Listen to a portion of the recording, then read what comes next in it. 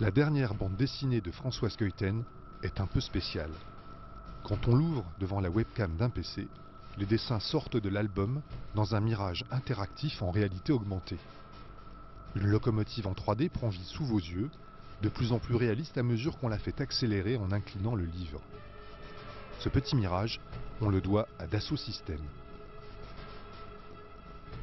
L'expérience de réalité augmentée que l'on a conçue avec François Skeuten, dans le cadre de cette bande dessinée, c'est-à-dire apporte une légère touche poétique, ouvre une nouvelle dimension au sein de la bande dessinée. Elle n'est pas là pour se substituer à toutes les planches, à toute l'histoire qu'a créé François, mais elle est vraiment là pour immerger le lecteur dans une nouvelle dimension et créer un instant comme ça, un instant de poésie où on se retrouve en fait dans ce monde-là et on est capable, grâce à son corps, devant sa webcam, de manipuler en fait la locomotive en la faisant pencher, en la faisant accélérer et en la faisant passer du monde réel au monde virtuel.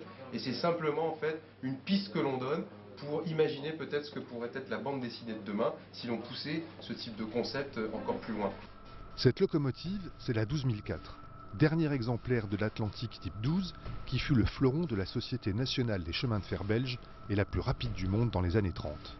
Une machine mythique à laquelle les logiciels 3D ont offert bien plus que la réalité augmentée.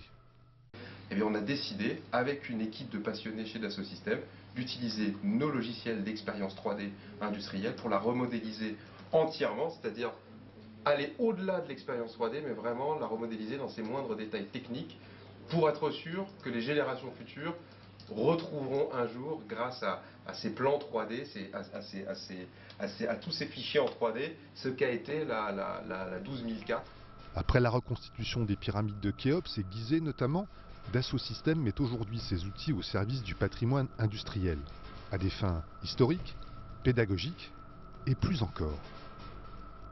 Mais le rêve ultime, puisqu'il reste en fait un exemplaire de cette locomotive, et c'est un rêve que l'on partage avec nos partenaires Cochrane, ce serait peut-être un jour de la revoir rouler. Cette locomotive 12004 sera peut-être la première à offrir un billet du réel au virtuel avec retour.